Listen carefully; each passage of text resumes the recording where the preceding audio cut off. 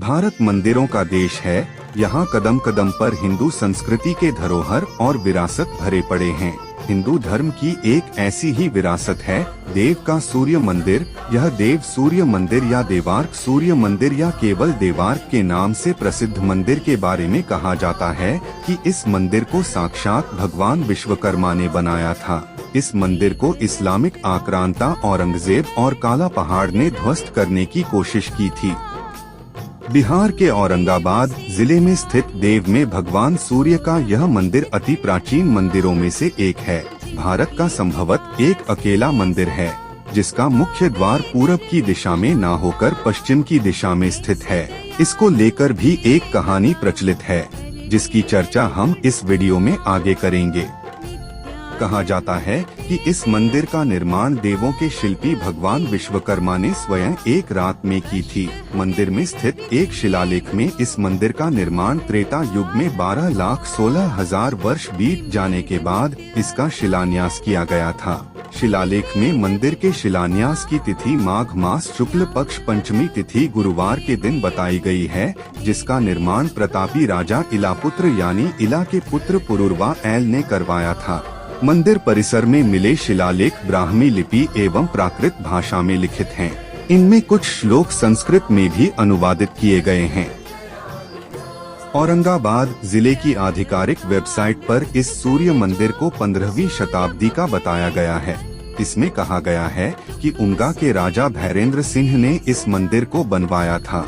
वहीं बिहार पर्यटन की वेबसाइट पर कहा गया है कि यह मंदिर के 6वीं से 8वीं सदी के बीच की होने की संभावना है। जो भी हो, धार्मिक ग्रंथ इसे त्रेता युग में शिलान्यास करने के बाद कहते हैं। वहीं बिहार पर्यटन की आधिकारिक वेबसाइट भी कहता है कि अलग अलग पौराणिक विवरणों पर आधारित मान्यताओं और कथाओं में इसे त्रेता युग अथवा द्वापर युग के मध्यकाल में निर्मित बताया जाता है। कहा जाता है कि त्रेता युग में एक बार महाराजा एल देव जी जंगलों में शिकार खेलने गए थे।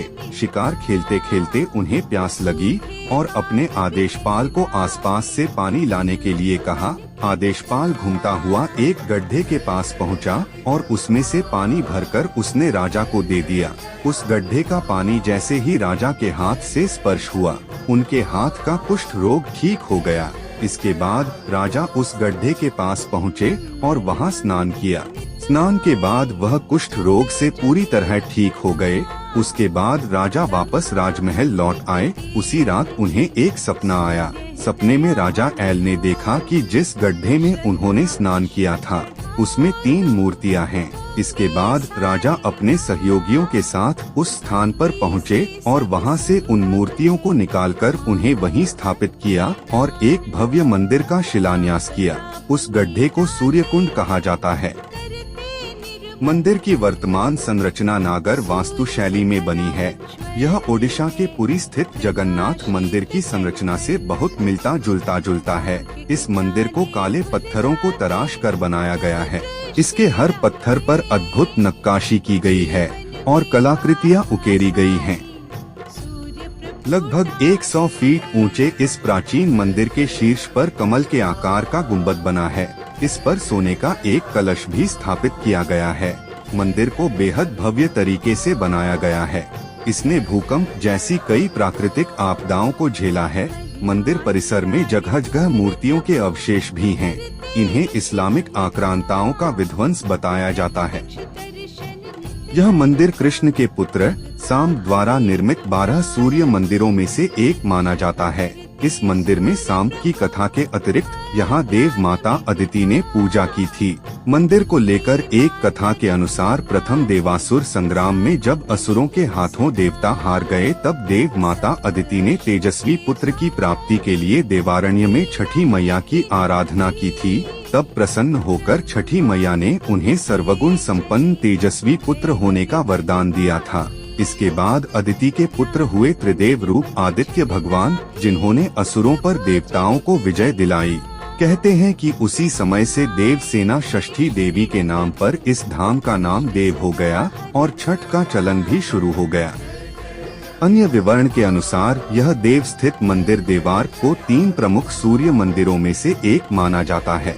अन्य 2 मंदिर वाराणसी स्थित लोलार्क और उड़ीसा के पुरी में स्थित कोणार्क हैं। मंदिर में सामान्य रूप से वर्ष भर श्रद्धालु पूजा हेतु आते रहते हैं। आंकड़ों के अनुसार यहाँ हर एक वर्ष औसतन 15 से 18 लाख लोग आते हैं। यहाँ बिहार और पूर्वी उत्तर प्रदेश में विशेष तौर पर मनाए जाने वाले छठ पर्व के अवसर पर भारी भीड़ उमड़ती है। यहाँ लगभग प्रत्येक दिन श्रद्धालु के भीड़ का जमावड़ा लगा होता है, पर खासकर रविवार को यहाँ दूर दूर से हवन और पूजन करने हेतु श्रद्धालु आते रहते हैं। मान्यता है कि आज तक इस मंदिर से कोई भी याचक खाली हाथ नहीं लौटा और अपने मनोवांछित फल की प्राप्ति करने के तत्पश्चात वो यहाँ की कार्तिक या चैत्र के छठ पूजा में सूर्य देव को अर्घ्य भी समर्पण करते हैं। कहा जाता है कि एक बार औरंगजेब मूर्तियों एवं मंदिरों को तोड़ता हुआ यहाँ पहुँचा तो देव मंदिर के पुजारियों ने उससे काफी विनती की कि इस मंदिर को न तोड़ें, क्योंकि यहाँ के भगवान का बहुत बड़ा महात्म्य है। इस पर वह हंसा और बोला, यदि सचमुच तुम्हारे भगवान में कोई शक्ति है तो मैं रात भर का समय देता हूँ। यदि इसका मुंह पूरब से पश्चिम हो जाए तो मैं इसे नहीं तोड़ूंगा। पुजारियों ने सिर झुकाकर इसे स्वीकार कर लिया और वे रात भर भगवान से प्रार्थना करते रहे। सवेरे उठते ही हर किसी ने देखा कि सचमुच मंदिर का मुंह पूरब से पश्चिम की ओर हो गया था और तब से इस मंदिर का मुंह पश्चिम की ओर ही है। देव सूर्य महोत्सव के नाम से विश्व प्रख्यात सूर्य जन्मोत्सव पर 2 दिवसीय देव सूर्य महोत्सव आयोजन किया जाता है, जो हर वर्ष सूर्य देव की जन्म के अवसर पर मनाया जाता है। यह बसंत पंचमी के दूसरे दिन मतलब सप्तमी को पूरे शहर वासी नमक को त्याग कर बड़े ही धूमधाम से मनाते हैं। इस दिन के अवसर पर कई तरह के कार्यक्रम भी कराए जाते हैं।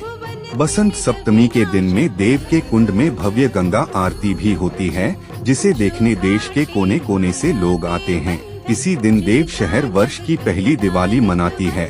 रात्रि में बॉलीवुड तथा भोजपुरी के कलाकारों को आमंत्रित किया जाता है और पूरा देव झूम उठता है। जय जय सूर्य भगवान।